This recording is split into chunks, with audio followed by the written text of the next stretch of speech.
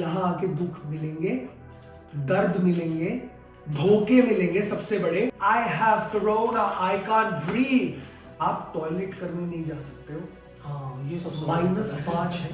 India में you can either be a working class guy और a cricketer, you can not be both. सारे जो हिमांशु बोल रहा था ना कि ये कंपनीज आपको पैसे देगी नहीं क्योंकि उनको स्पॉन्सर करना पड़ जाएगा, कनाडा का PR फाइल कर दिया। सेल्स की जॉब में यहाँ पे वीज़ा होता ही नहीं है। हाँ तो जी भैया, हम कहाँ थे? क्रिकेट हो चुका हमारा, सब कुछ हो चुका। चलो अब मतलब डिस्कशन करते हैं फाइनल चीज़ पे। फाइनल भी बहुत लंबा जाने वाला है हमारा, कि आपने 2014 से लेके और 2021 में भाई को मिला है स्टैम्प 4। मतलब कि कितने साल हो गए?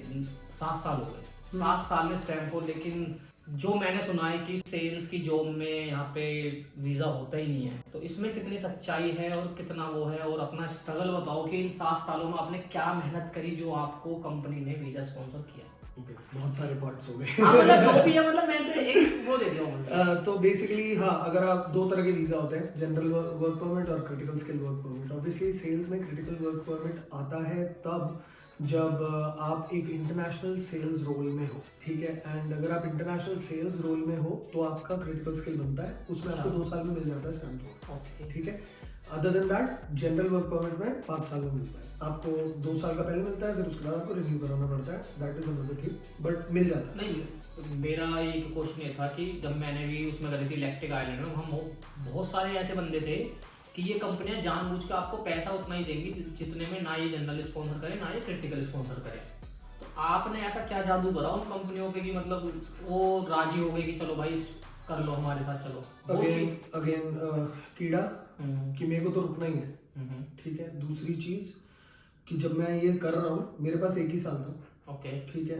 एंड कोइंसिडेंटली हर चीज, जैसे मैं बोलता हूँ ना, आई रियली बिलीव भगवान है। इस बारे में हम अलग पॉडकास्ट बनाएंगे।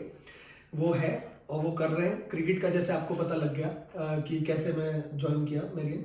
अब बात आती है ये नौकरी कहाँ मिली मुझे।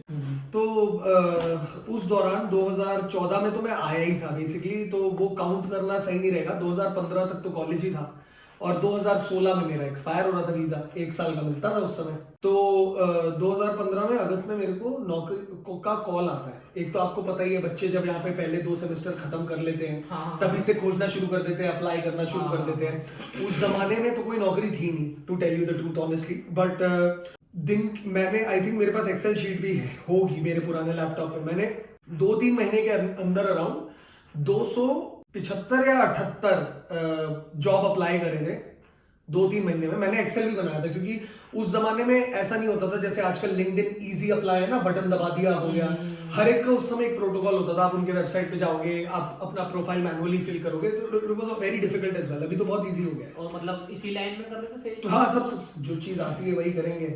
तो वही आपने कोर्स डिजिटल मार्केटिंग करा था ना? डिजिटल मार्केटिंग मेरा बाइफरकेशन था, MSc मार्केटिंग था, जिसमें डिजिटल मार्केटिंग स्पेशलाइजेशन था। आपको चूज करना था दोनों में से क्या करना है। या तो आप पूरा डिजिटल मार्केटिंग करोगे तो आपको MSc डिजिटल मार्केटिंग मिलेगी। मुझे MSc मार्केटिंग करनी थी क्योंकि मेरे पास MBA मार्केटिंग थी ऑलरेडी। बट सेल्स और मार्केटिंग अलग नहीं होगा कुछ? मतलब बहुत ज्यादा। बट इंडिया का लॉजिक जो होता है कि मार्केटिंग हब अगर कुछ कॉलेजेस को बोला जाता है, वो बेसिकली सेल्स ही कराते हैं उनसे। जैसे बड़ी कंपनीज पेप्सी, नेस्ले वगैरह आती है कैंपसिंग के लिए इंडिया में, तो वो लोग 20-25 हजार में 50 बच्चे उठा लेते हैं और वो उसको एज होलसेल ट्रीट करते हैं हम लोगों को एज लेबर फोर्स। एंड यहाँ पे हमें बस इतना पता है कि आपको चीजें बेचनी आनी चाहिए। अगर आप सेल्स से आ रहे हो, मार्केटिंग से आ रहे हो, तो मेरी सुबह होती थी। और ये बात बताना बहुत जरूरी होगा, एक्चुअली टेक दिस ऑफ, ये बात बताना बहुत जरूरी होगा। मेरी सुबह होती थी इन 3 शब्दों के साथ। जब मैं सो के उठता था और मैं ईमेल देखता था, unfortunately we regret to inform we are deciding to go with some other candidate. अब पहले का पता नहीं, अब तो रात के 12-1 बजे भी आते। हाँ, आते कभी भी आते, कोई टाइम फिक्स नहीं था। तभी तो मैं सो के उठता था तो मेरे को मेल आए हुए होते थे, तो ठीक था, बट बुरा लगता था।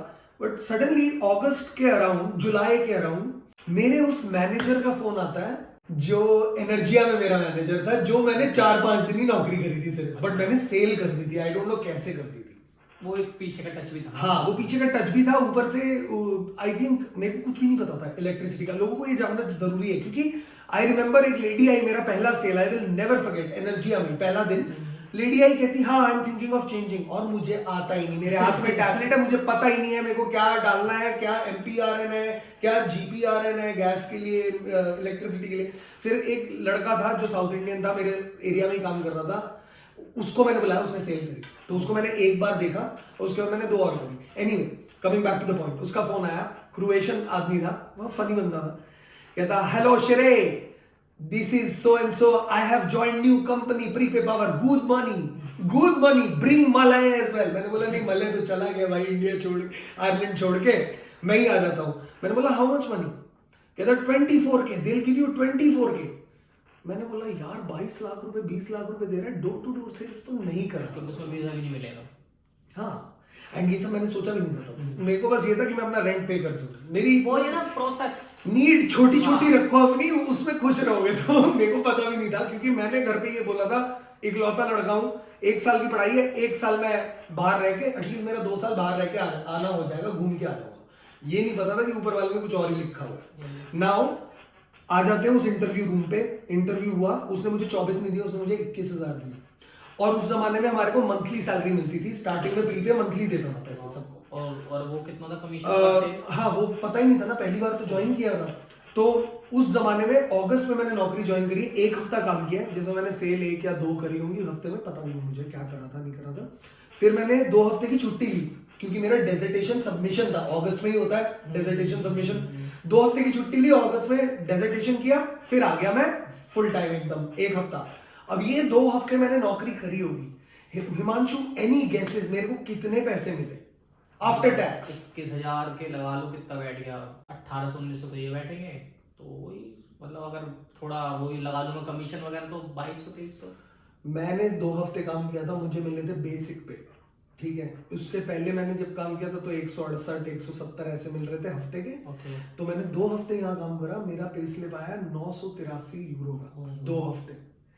मैंने बोला भाई इससे तो मैं अपना रेंट भी पे कर सकता हूँ, मेरा बर्थडे भी करूंगा मैं सेलिब्रेट, ये तो मैं, ये नौकरी तो मैं नहीं छोड़ूंगा। पैसा ही पैसा। 983 यूरो, जो बंदा 25,000 कमा रहा था महीने का झक मार के, 983 यूरो भाई, वहां पे ना उस पैसे से इश्क हो गया।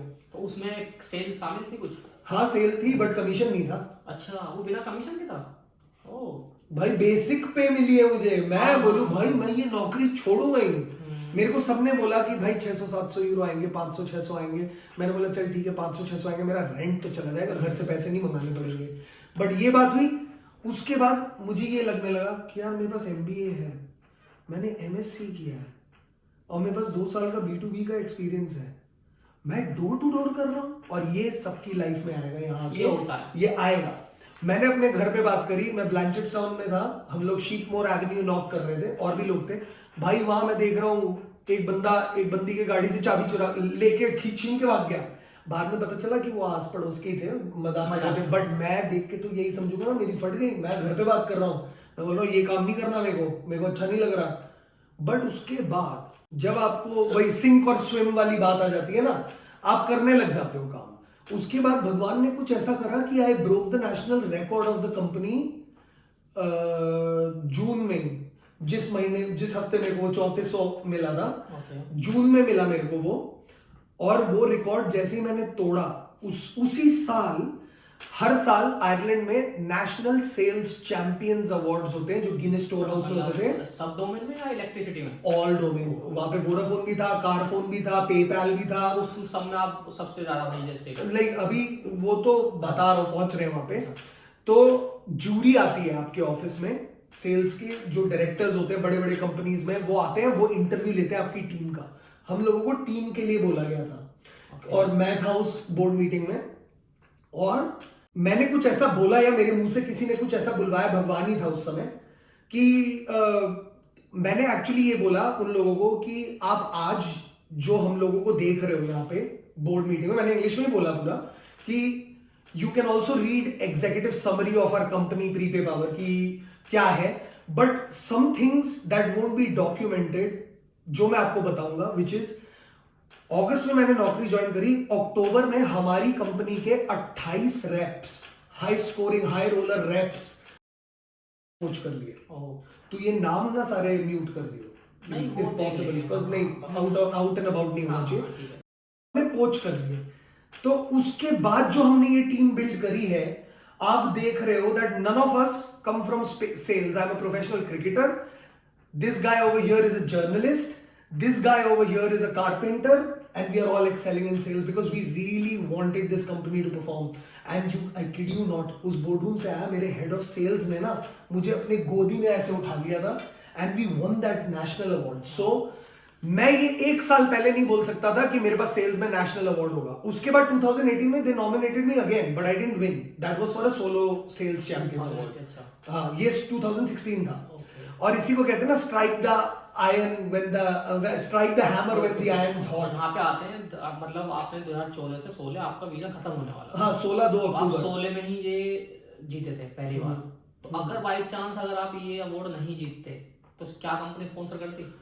मेरे ख्याल से कंपनी ने ऑलरेडी डिसीजन ले लिया था। ओके, मतलब आपकी जो आपकी क्या मतलब? हाँ, क्योंकि इस नेशनल अवार्ड से पहले मैंने रिकॉर्ड तोड़ दिया था नेशनल वाला, जो highest number of the week था। लेकिन आपके साथ कुछ बंदे ऐसे भी होंगे जिन्होंने कोई रिकॉर्ड नहीं तोड़ा होगा, फिर उनको स्पॉन्सर किया? नहीं, मैं पहला बंदा था जिसको स्पॉन्सर किया कंपनी। वही मैं बताना चाह रहा हूँ कि इन जॉबों में स्पॉन्सर होना बहुत ही नहीं। टफ है। हाँ, तो बट वही अगेन गाइस, हम हर चीज को लिंक करेंगे। जैसे शुरुआत हुई है ना, इसने सही किया, हिमांशु ने बोला कि हम आज से शुरू करते हैं और पीछे जाते हैं।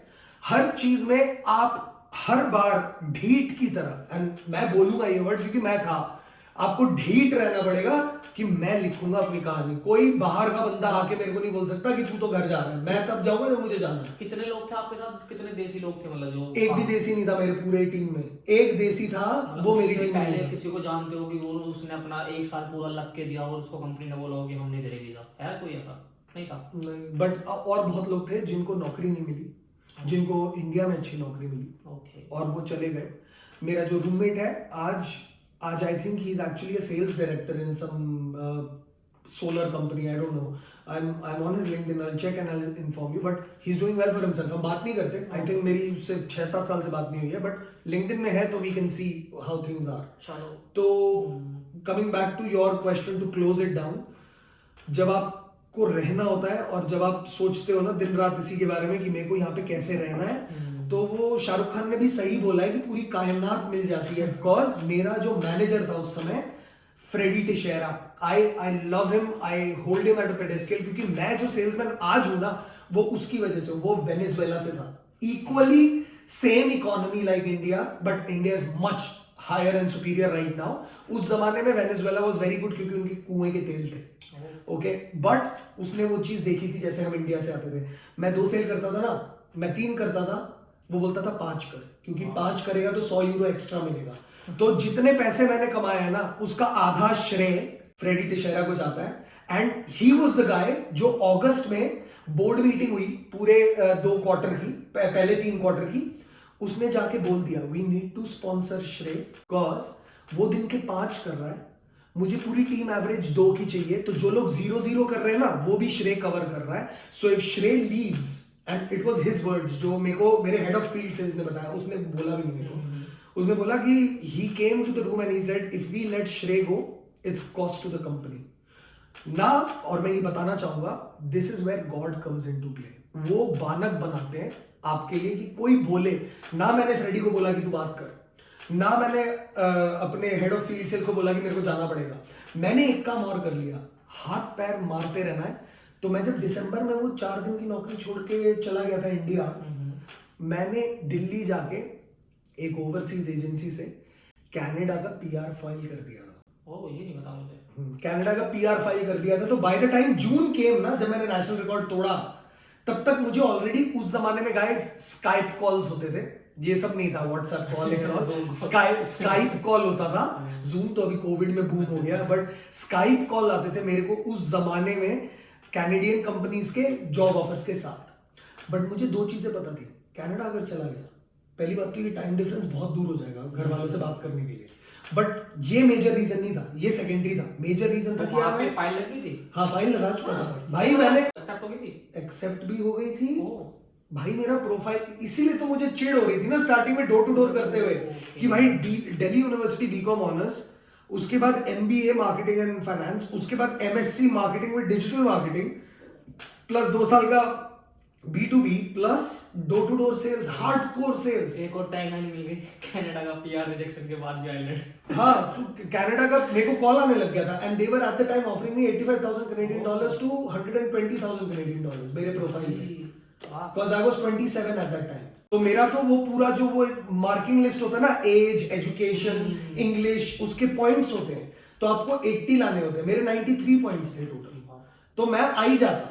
और आपको एक काम और करना होता है कनाडा के पीआर के लिए, आपको वर्ल्ड एजुकेशन सेंटर WEC में ना अपने सारे डॉक्यूमेंट्स और ट्रांसक्रिप्ट्स भेजने होते हैं, उसके $300 अलग लगते हैं। तो वो सब वो हम लोग अलग करेंगे।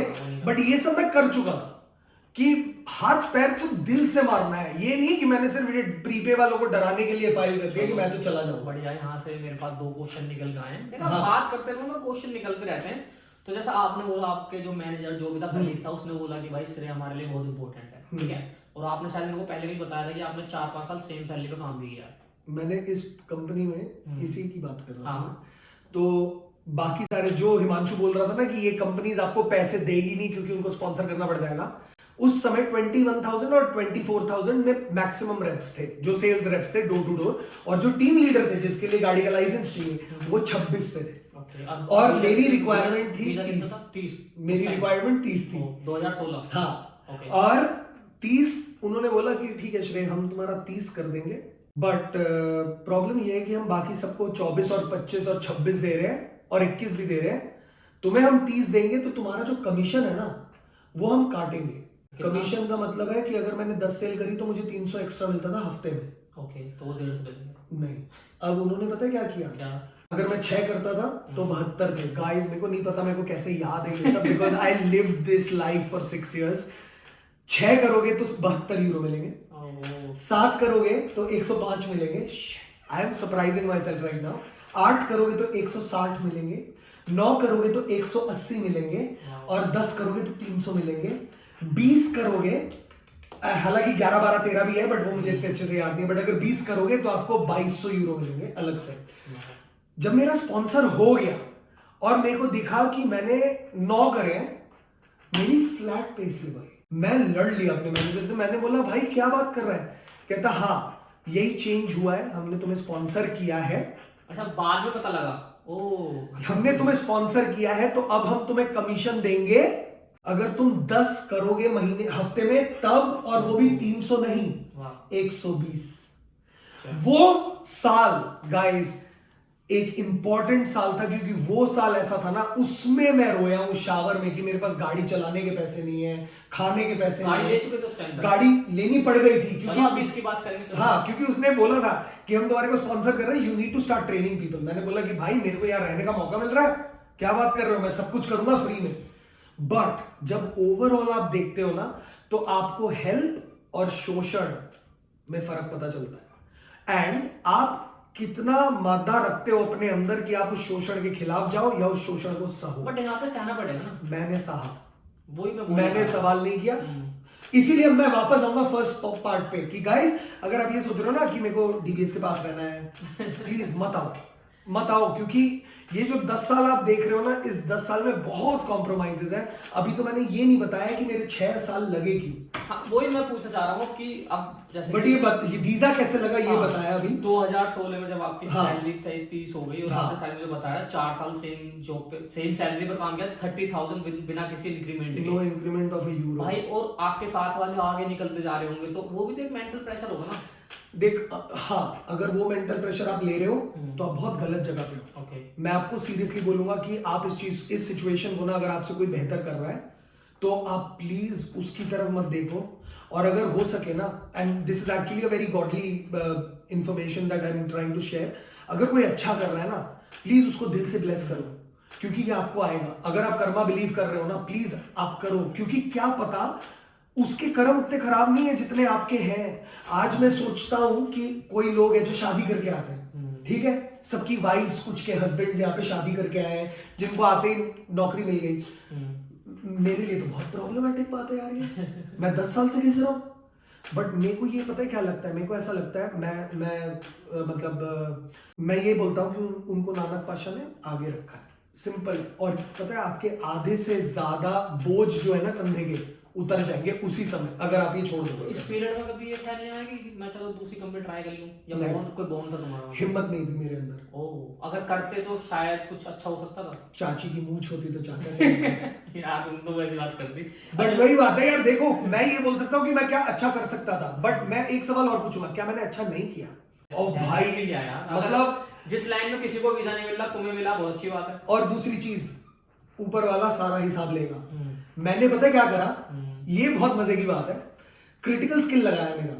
कब? 2020 के बाद? नहीं 16 नहीं, 16 में लगाया वो क्रिटिकल स्किल था। तूने जो सवाल पूछा ना मेरे से कि 6 साल क्यों लगे, अब आते हैं दर्द की बात पे। ये नहीं बता। हाँ तो भाई मैं 2014 में जब आया, I was in a long distance relationship. वो रिलेशनशिप 4-5 साल तक हैंडल किया मैंने, ठीक है, लॉन्ग डिस्टेंस। यहाँ पे मैं काम करता हूँ दिन रात, डोर टू डोर सेल्स रोज करनी होती है, 15 से 20 किलोमीटर पैदल चलना होता है आपको, दरवाजे खटखटाने होते हैं, दरवाजा ये बात नहीं खुलेगा। करी कि जब मैंने भी करी 1 महीना, तो मेरा तो कोई इंटरेस्ट था नहीं सेल में, बट वेदर और वो सब कंडीशन, चलो आपके पास कार थी। नहीं कार पहले नहीं थी, कार आई 2017 में। पहले नहीं थी, फिर भी वो मेंटल हैरेसमेंट हुआ आपके साथ कि मतलब यार क्यों ही कर रहा हूँ फालतू में, इतनी ठंड में आज अगर मैं ये सोचूं तो शायद आज अब मैं जिस माहौल में हूँ, जिस एनवायरनमेंट में हूँ, ये बहुत कंफर्टेबल है। बट आज अगर मैं ये देख के सोचता हूँ ना यार, मैंने क्यों नहीं किया, मेरे को क्यों बुरा लगा नहीं उस समय। भाई उस समय वो कीड़ा था शायद मेरे दिमाग में चल रहा था, और वो प्यार था कि मेरे को क्रिकेट खेलना ही है, यहाँ पे रहूंगा तो खेल पाऊंगा। इंडिया नहीं भाई, इंडिया में you can either be a working class guy और a cricketer, you can not be both. यहाँ पे यू कैन बी बोथ। तो बहुत सारी चीजें थी जो मेरे को लग रही थी यार ये मिस हो जाएगी। तो हैविंग सेड दैट, मैंने छुट्टियां ली, इंडिया जाता था, जब भी कमीशन कमाता था मैं साल में 3 बार इंडिया जा रहा हूँ।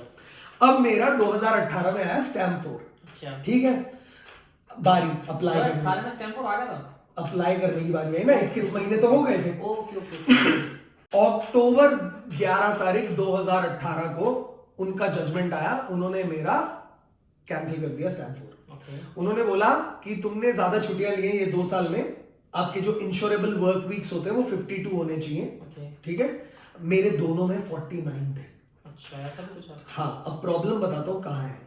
30,000 मेरी बेसिक सैलरी है, अगर मैंने 3 हफ्ते अनपेड लीव लिए, इसका मतलब मैंने 30,000 नहीं कमाए दोनों फाइनेंशियल ईयर में। और मैंने फिर वो डिसीजन अपील किया, बट उसके बाद उनका रिस्पॉन्स आया that this department does not consider bonuses as part of your remuneration. तो आपने 30,000 नहीं कमाए, इवन दो आपके पूरे P60 में 34,000 36,000 है दोनों साल में, बट वो कमीशन से है। इंश्योरेबल वर्क वीक्स 49 है, क्योंकि मैं इतनी छुट्टियां लेता था, इंडिया जाता था, जो 25 छुट्टियां थी उसके अलावा लेता था छुट्टियां 3 हफ्ते। तो ये मेरी गलती थी, यहां मैंने सीखा। बट वो जो दौरान टाइम था ना 4 महीने का, जब मेरी कंपनी ने 4 महीने लिए दोबारा अप्लाई करने के लिए स्टैम्प 1 क्रिटिकल स्किल परमिट, वो नरक था मेरे लिए। क्यों? क्योंकि मुझे नहीं पता था वो करेंगे दोबारा। अच्छा। और मुझे रोज जाना पड़ रहा है, मुंह पे मुस्कान लेके इक्वली सेल करनी पड़ रही है दिन की 4-5, और मुझे फर्क भी नहीं पड़ रहा कि ये कर रहा हूँ, होगा नहीं होगा भाड़ में जाए। क्योंकि अगर इन्होंने नहीं करा फरवरी तक, अक्टूबर में आया था 4 महीने का एक्सटेंशन मिला था, फरवरी में एक्सपायर हो रहा था, 26 फरवरी को एक्सपायर हो रहा था, और 22 फरवरी को उन्होंने अप्लाई किया, और वो 1000 मेरे से भरवाए। बोला कि हमने एक बार कर दिया था, अब तुम करो। शोषण, ठीक है। उन्होंने ये स्टैम्प 4 दोबारा, अच्छा हाँ, स्टैम्प 1 अप्लाई किया। तो वो जब हो गया ना 2 साल, वो 2 साल मैंने शिद्दत से यहीं पे काम किया, साल में एक बार गया 1 महीने के लिए। एक बार ये रूल समझा दो लोगों को क्या है। सो बेसिकली अगर आप, आई थिंक स्टूडेंट वीजा में ये काम नहीं आएगा, नहीं उसमें स्टैम्प 4 में। हाँ, तो बेसिकली मेरे साथ ये हुआ था कि मैं बेसिक पे था, पहली बात तो। दूसरी बात, आज की डेट में लोगों को जैसे अभी 34,000 है और 38,000 है, तो वो लोग जनरली 34 और 38 जैसा काइयापना नहीं करते हैं, पार्डन माय फ्रेंच अगेन, मतलब वो पेनी वाइज पाउंड फुलिश नहीं है वो। अगर आपको पसंद कर रहे हैं तो वो 40 दे देंगे। आज की मार्केट का हाल ये है, ठीक है। उस समय मार्केट थी, उनको ये लग रहा था कि हाय मेरे हफ्ते के 30 सेल जा रहे हैं और एक का life time value would be 1500, तो 1500 के हिसाब से 50 कस्टमर अगर तुम ले लो एक महीने के। मेरा क्वेश्चन नहीं था, मेरा क्वेश्चन ये था कि नहीं मैं गणित ही समझा रहा हाँ, हूँ। हाँ। तो उन्होंने क्या सोचा कंपनी वालों ने, वो समझा रहा हूँ कि इन्होंने मेरे को देखा एज अ 50,000 यूरो का लॉस साल में, अगर मैं 50 कस्टमर ला रहा हूँ, जबकि मैं लाभ बहुत ही रहा था, ठीक है, वो उतने में महीने में ला रहा था। तो इनको लगा यार इसको 30 दे देते हैं, 6,000 की तो फोरगो हो रहा है, तो उन्होंने 30 ही दिया। बट हर हफ्ते जब आप काम करते हो, अगर आपके आयरलैंड में छुट्टियां 20-25 हैं, 20 है, तो आप एक महीना काम करोगे तो आप वो छुट्टी अर्न करते हो। ऐसे आपको स्टार्टिंग में 25 छुट्टियां नहीं मिल जाती। जैसे मेरी कंपनी 1.6 पर मंथ। हाँ, डिपेंड करता है आपकी सैलरी के हिसाब से भी, कहीं 60 पे होंगे तो उनके 2 होंगे। जैसे और डिपेंड करता है आपकी कंपनी छुट्टियां सालाना कितनी देती है। जैसे मेरी करंट कंपनी 25 छुट्टियां देती है साल की, तो मैं एक महीना काम करूंगा तो मेरी 2 छुट्टियां अक्रू होती है और 4 इंश्योरेबल वर्क वीक्स होते हैं, ठीक है, जस्ट बिकॉज, और पूरे साल में 52 हफ्ते होते हैं, तो रेवेन्यू के हिसाब से वो 52 हफ्ते आप पूरे रिकॉर्ड पे होने चाहिए कंपनी के। तो मेरे टाइम पे 49 दोनों साल था। ओके। तो उन्होंने बोला हम कैसे मान ले कि ये फुल टाइम एम्प्लॉयमेंट। ओके, मतलब ये बहुत ही सिंपल भाषा में कहूँ तो इनका ये है कि उनके अकॉर्डिंग एक रूल है कि आपको मतलब कितना था 52 इंश्योरेबल वर्क वीक्स होने चाहिए इन अ ईयर, क्योंकि साल में 52 हफ्ते होते हैं। हाँ, तो छुट्टियां जो आपको मिलती हैं वो, और जैसे क्रिसमस डे हो गया और 10 बैंक हॉलीडेज भी हो गए, वो सारे इनटू अकाउंट माने जाते हैं। ओके, मतलब ज्यादा छुट्टियां नहीं ले सकते, नहीं, अनपेड नहीं ले सकते स्टैंप 1 पे। ओ, जैसे कि अब मैं लेने वाला हूँ अगले महीने, शायद मेरी को अनपेड है, शायद मेरे को आगे दिक्कत आ बट जाए। तुझे दिक्कत नहीं आएगी। क्यों? ये तू क्लियर कर रहा है कि आज की डेट में लोग काहिए नहीं है। अच्छा। क्योंकि आज की डेट में तेरा जब स्टैंप 1 लगा था तो क्या था क्रिटिकल का वैल्यू? 32,000 था ना? 34 अब हुआ है ना बेटा, तेरा जब नहीं, हुआ अब था 38 हो गया। जनरल या क्रिटिकल? मेरा क्रिटिकल लगा है ना, तेरा क्रिटिकल का 34 पे लगाएंगे। 34 ही मानेंगे। हाँ। हम आज कल 50 हो जाएगा तो नहीं माना जाएगा ना, तो हम 34 मानेंगे। तेरे को दिक्कत क्यों नहीं आएगी? क्योंकि तू 40 पे है। तो अगर तू अनपेड ले भी लेता है, तू 34 से तो बेसिक ज्यादा कमा ही रहा है ना। Okay okay okay. मैं 30 पे था। अच्छा, समझ गया, अब समझ गया, आप भी समझ ही गए होंगे।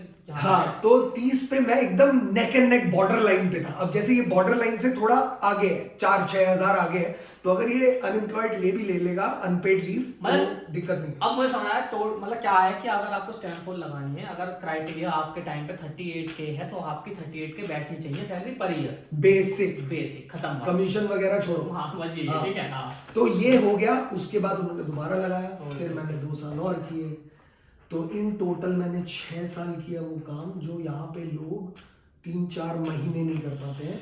क्योंकि तू जो अभी बोल रहा था कि फोन वॉच का तो रोज ही देखता हूँ कि आता है, वो ऐड इसलिए आता है because door to door sales में चर्न रेट बहुत ज्यादा है, आपके लोग निकलते रहते हैं। क्योंकि यार बहुत हार्ड है, मतलब बहुत हार्ड लगा। बहुत हार्ड है भाई। आप टॉयलेट करने नहीं जा सकते हो। हाँ, ये सब -5 है, छाता आपका टूट गया है, बारिश हो रही है, ठंड का माहौल है, मुंह से धुआं निकल रहा है, आपको दरवाजा जाना है, नॉक करना है और उनको आइस ब्रेकर भी देना है। और सामने से ये भी नहीं पता बंदा कैसे निकलेगा। हाँ, मैंने तो बहुत गन्स देखे भाई, चलो रफ एरियाज में तो गन्स भी देखे। उस इलाके में जाते हैं। अच्छा, हाँ, तो वही है, भगवान बचा के रखता है, क्योंकि उनको पता था मैं आज ये दिन देखूंगा यहाँ पे बैठ के, तो वो सारा एक हार्ड वर्क बिल्डिंग ब्लॉक्स के साथ आपको क्रिएट कर रहा है 10 साल में पहुंचाने के लिए। बट अगर आप गिव अप कर दोगे तो चाची की मूंछ होती तो मैं चाचा कहलाता। तो गिव अप से याद आया एक क्वेश्चन कि आपने कोविड भी देखा यहाँ पे। हाँ, तो उसके थोड़े बताओ कि क्या चल रहा था उस टाइम कोविड पे, कैसी मेंटेलिटी हो गई थी, लोग कैसे रिएक्ट कर रहे थे, मतलब सब कुछ थोड़ा पैनिक था बहुत ज्यादा। और मतलब आपकी जॉब तो होगी नहीं उस टाइम, क्योंकि आप डोर टू डोर थे। आ रहा हूँ, उसी पे आ रहा हूँ। तो मार्च 23 2020 पहला लॉकडाउन लगता है आयरलैंड में। हम लोग 22 मार्च तक दरवाजे खटखटा रहे थे, घरों के अंदर जा रहे थे। एक बार मेरे साथ ऐसा भी हुआ कि मैंने दरवाजा नॉक किया, अंदर से एक लड़की भागते हुए आई, कहती I have corona, I can't breathe. और मैं उसको क्या बोल रहा हूँ, कीड़ा, बट भगवान बचाता है। कहता है या ma'am I am just here to check the meter, आप अंदर चले जाओ मैं देख लूंगा। मतलब मैं इतना बेवकूफ कि मैं घुसने की बात कर रहा हूँ उस घर के अंदर, जहां वो अंदर से बोल रही है मुझे कि मेरे को कोरोना वायरस है। उसने दरवाजा नहीं खोला, थैंक गॉड नहीं खोला। 2 मिनट बाद मैं उस बिल्डिंग से उतर के दूसरी बिल्डिंग में गया, तब मैंने देखा नीचे एम्बुलेंस आई हुई है, उसको लेके जा रही है। वाह, मतलब कितना डरावना रहा होगा। और मेरे घर वाले बोल रहे हैं कि तू क्या कर रहा है। मैंने बोला कि अगर मैं आज छोड़ दूंगा ना ये काम तो सब पानी हो जाएगा। मैं अंदाजा भी नहीं लगा सकता भाई इस बात से कि हम तो थे भी नहीं यहाँ पे। मैंने तो 2 साल में ही ऐसी ऐसी चीजें देखी हैं और इन्होंने पता नहीं क्या क्या देखा भाई। मतलब मैं अंदाजा नहीं लगा सकता कि कोविड टाइम पर अगर मेरे पास कुछ काम नहीं तो शायद मैं भी डिलीवरी कर रहा होता कहीं ना कहीं, क्योंकि भाई मेरे को यहाँ रुकना था। आपको पता नहीं है ना सर कि आप अपने आप को किस लिमिट पे पुश कर सकते हो। मेरे को अभी तक नहीं पता है, क्योंकि अभी मैं देखता हूँ ना यार 5 मिनट के लिए टेस्को जाते हैं यार हम लोग, हालत खराब हो जाती है। मैं कैसे 15-20 किलोमीटर दिन के चलता था। I still have screenshots. जब मैंने 20 किलोमीटर चला है मैं स्क्रीनशॉट लेता था, आईफोन था तब भी। तो मैं दिखाना चाहता हूँ क्योंकि मैं आज नहीं कर सकता, तो वो मैं नहीं हूँ। जैसे विराट कोहली बोलता है ना, वो छक्का जो मैंने मारा हारिस राव को, वो मैं नहीं हूँ, वो ऊपर वाला कर रहा है। सही बात है। एंड मैं कोई कंपेयर नहीं कर रहा कि शाहरुख खान में या विराट कोहली में, बट अगेन अपने मन में हीरो तो अपने आप को ही रखना। भले ही कस्टमर के लिए कस्टमर को हीरो बना रहे हो, बट अगर तुम अपने आप को दिमाग में हीरो की तरह नहीं देख रहे हो ना, तो यार तुम्हारे साथ हीरो वाली चीजें होंगी नहीं। तो मैंने वो कैसे कर लिया मुझे नहीं पता। 6 साल I started as a sales rep, I came out as a sales trainer. तो उसमें मेरा काम क्या था, जब बच्चे नए ज्वाइन करते थे उनको क्लासरूम ट्रेनिंग देना 2 दिन, उसके बाद उनको दरवाजे पे लेके जाना और दिखाना कि कैसे होता है। So you need to walk the talk every day. मैं इतना बर्न आउट हो गया था। जैसा गवर्नमेंट ने क्या हेल्प की थी कोविड टाइम पे? गवर्नमेंट से हेल्प लेने की जरूरत नहीं पड़ी मुझे, मतलब वैसे क्या करी थी क्योंकि मेरी नौकरी थी। ओके। तो प्रीपे पावर ने 70 रेप्स को ले ऑफ किया था, क्योंकि ऑब्वियसली रेप्स नहीं जा सकते थे घर पे। उन्होंने 8 रेप्स जो 3-4 साल से काम कर रहे थे, मैं 5 साल से काम कर रहा था, मेरे से पुराना कोई नहीं था रेप वहाँ पे उस समय। 4 साल था, 3 साल था, 2 साल था, ऐसे थे हम लोगों को। उन्होंने टेलीफोन डायरेक्टरी दी और बोला कॉल करके से और सब कुछ कैसे होता था पता है, हम कॉल करेंगे तुझे, अच्छा। तुझे पहले बताएंगे कि तू अपने मीटर पे ये दबा, और फिर मैं उन्हें बताता था कि मैं तुझे ये दूंगा। फिर वो बोलता था चलो ठीक है करते हैं। अब कैसे करते हैं, मैं तो अपने घर पे हूँ। वही तो। फिर मैं करता था I am going to put you on hold, अच्छा। I am going to call my call centre in the company, they are going to read you out the terms and conditions. तो तू सोच रहा है ये जो बात आती है ना कि लोगों को रखना कि people informed and inspired on the phone, इतना डिफिकल्ट है। क्योंकि मैं आज आपके दरवाजे पे हूँ, मैंने तो टांग अड़ा दी भाई, तू नहीं कर सकता बंद, बट अगर मैं तेरे को फोन कर रहा हूँ कितना आसान है लाल बटन दबाना। वही, लेकिन वो भी समझ रहे होंगे ना कि बंदा काम, यहाँ के लोग बहुत अंडरस्टैंडिंग है, वो समझ रहे होंगे कि भाई बंदा अपने पेट के लिए कर रहा था। हाँ, और मैं उसमें भी सेल कर रहा था। बताओ। और मेरे को लोग कह रहे थे कि Shrey how are you managing to keep people on the call for 1.5 hours? 1.5 घंटा फोन कर रहा हूँ मैं, मेरी कॉल कोई सुनता ही नहीं था। वो भी तो बोर ही बैठे होंगे उस टाइम। बाकी लोग 20-20 मिनट में कॉल क्लोज कर रहे हैं, मैं 1.5 घंटा मैं बातें कर रहा हूँ उनसे पूरी, क्योंकि मेरे लिए एक रेपो बिल्ड करना बहुत इंपॉर्टेंट है। भले ही वो कैंसिल कर दे अगले हफ्ते, क्योंकि मुझे इतना पता लग गया था 8 लोगों को उन्होंने रखा है, इन 8 को तो वो नहीं जाने देंगे ना, ये तो क्रीम है। तो आपको थोड़ा कॉन्फिडेंस अंदर से भी आता है कि company believes in you. Plus अगर वो मुझे छोड़ देते तो मेरा फिर से वीजा कैंसिल हो जाता, क्योंकि अनइंश्योरेबल हो जाता। चलो, तो ऊपर वाले ने सब देखा। तो भाई आई होप अब तक का बहुत अच्छा लगा हो। फाइनल कंक्लूजन निकालते हैं इसका, मतलब भाई के पास अब स्टैम्प 4 है और उसके लिए भी एलिजिबल है सिटीजनशिप के लिए, ठीक है। तो सारी जर्नी ओवरऑल आपने सुन ली अब तक। अब मैं बस एक ही बात पूछूंगा भाई से कि भाई एक तो आपके फ्यूचर प्लान जो भी थोड़े बहुत हों कि भाई यहाँ पे रुकना है, सिटीजनशिप लेनी है नहीं लेनी, और जो आने वाले नई जनरेशन है या कोई मतलब ज़्यादा एक्सपीरियंस वाला बंदा आ रहा है किसी भी चीज़, मतलब कुछ भी जो आपके इंसाइट है कि आप जो एक वो देना चाहते हो एडवाइस नए बच्चों को, तो क्या होगी वो आज के टाइम पे? ओके, फिर से बहुत सारे क्वेश्चन थे बट शुरुआत कि अपना फ्यूचर प्लान कि आप सिटीजनशिप लोगे या नहीं लोगे। हाँ, तो बेसिकली गाइस जब कोई सिपाही आता है ना जंग लड़के, तो 8 अप्रैल 2021 में मैं वैसा सिपाही था जो जंग लड़के finally, I still remember, that is one of my best memories ever. मैं बाथरूम में घुसा सुबह उठ के और मेल आया that I am directed by the justice department of justice, we have granted you permanent residency. उस दिन मैं खुशी के आंसू रोया था, मतलब बहुत तेज रोया था, मतलब मेरे घर में, और मैं पूरे घर में कूद रहा था, पूरे घर में कूद रहा मैं था। तो स्टैम्प बन के बाद पागल हो गया था। स्टैम्प वन जब मेरा दूसरी बार आया ना, उस दिन मैं बैगेट खा रहा था अपनी गाड़ी में बैठ के, उस दिन भी मैंने मम्मी को रोते रोते फोन किया कि मम्मी आ गया मेरा, अब मैं नहीं आ रहा वापस। एनीवे, तो जब वो हुआ तो अप्रैल 2021 में हुआ। मैं ऑलरेडी अक्टूबर 2021 में सिटीजनशिप के लिए एलिजिबल था, क्योंकि 60 मंथ्स हो चुके थे। और आज 24 चल रही है। हाँ, क्योंकि एक चीज मैंने और सीखी इस दौरान, कि जब आप स्ट्रगल करते हो ना, आप मेंटली स्टेबल कैसे रहोगे? जब आप अपने आप को गिफ्ट दो, जब आप अपने आप को प्रेज करो और थोड़ा आराम भी कर लो भाई, बहुत जरूरी है। क्योंकि मैंने ये सोचा कि 2021 अक्टूबर में मैं एलिजिबल हो गया हूँ, I have the consent of the government and department, by God's grace, बड़े भूल से सर नीचा, भूल चूक माफ। बट अब मैं टेंशन नहीं लेना चाहता। सही है। तो मैं अब 2 साल आराम से चिल कर रहा हूँ, काम एंजॉय कर रहा हूँ।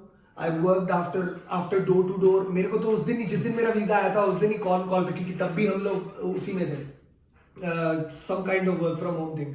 उन्होंने मेरे को यही बोला कि Shrey, now you gonna hang your boots up and get a job of 40-50 grand and enjoy cups of coffee in the office. And actually वैसा हुआ। सितंबर में मेरे को जॉब लगी माइक्रोसॉफ्ट में एज अ सेल्स एडवाइजर। और उसके बाद फिर मैं गया एक ई-कॉम ब्रांड पे, उसके बाद मैं गया सप्लाई चेन में, उसके बाद अभी भी मैं एक फिनटेक कंपनी के लिए काम कर रहा हूँ। 2 दिन घर से काम करते हैं, 3 दिन ऑफिस जाते हैं, जब चाहे मैं वॉशरूम यूज कर सकता हूँ, जितनी मर्जी कॉफी तो ये पुराने कर्मों का फल मिल रहा है यार, जो मेहनत करी है। अब आज जो मेरे साथ के दोस्त है वो अगर 70,000 पे, और अगर मैं गुस्सा हो रहा हूँ उस बात से या बुरा लग रहा है, तो फिर मुझे भगवान भी नहीं खुश कर सकता। सही बात है।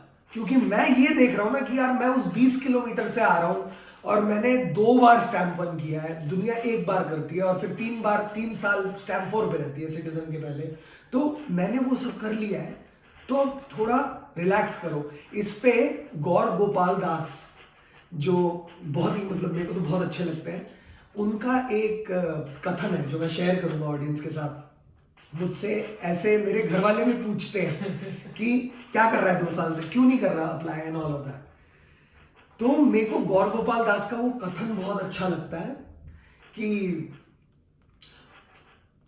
उन्हें कामयाबी में सुकून मिला तो वो भागते गए, कामयाबी के पीछे भागते गए। हमें सुकून में कामयाबी मिली तो हम ठहर गए। वाह यार,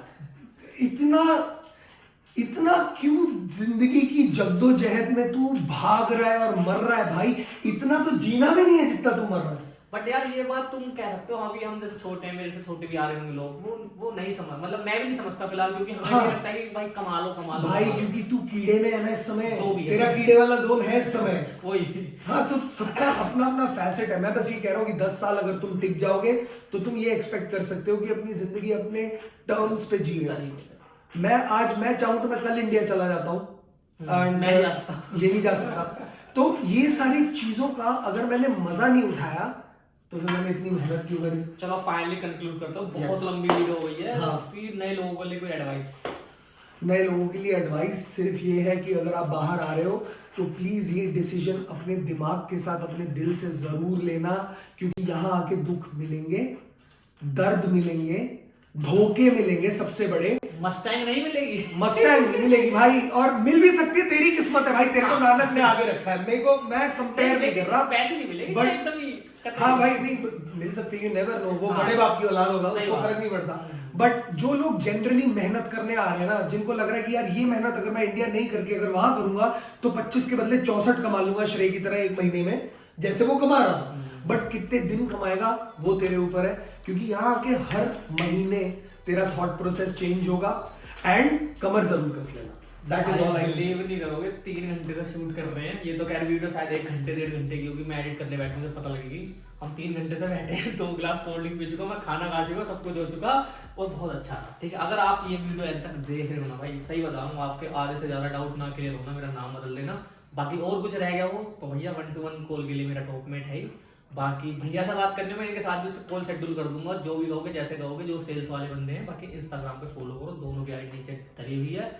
भाई अब नहीं कर सकते, अब ना रिलैक्स चाहिए, अब मुझे सुकून चाहिए। ओके, सुकून से याद आया, आज सैटरडे नाइट है, हम भी थोड़ा फ्लेक्स कर सकते हम हैं। भी कर सकते हैं। कुछ दोस्त आ रहे हैं हमारे घर पे और हम लोग करेंगे आज गेम नाइट। तो हम लोग खेलने वाले हैं आज PS4 पे FIFA 24।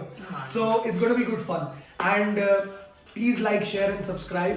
मेरा अलग डायलॉग है कि अच्छा लगे तो लाइक कर देना, अच्छा ना लगे तो सब्सक्राइब कर देना। अच्छा, ऐसा भी है, मैं सीख रहा हूँ, मेरी पहली पॉडकास्ट है। So thank you so much. अगर कुछ अच्छा लगा होगा please, we are always open to feedback and अभी आने वाले टाइम पे Himanshu has a lot of good plans for you. So fingers crossed. Jai Hind, enjoy करो भाई, टेक केयर। रिकॉर्ड हुआ नहीं हुआ देखना हाँ, तेरा खत्म ना हो जाए बैटरी।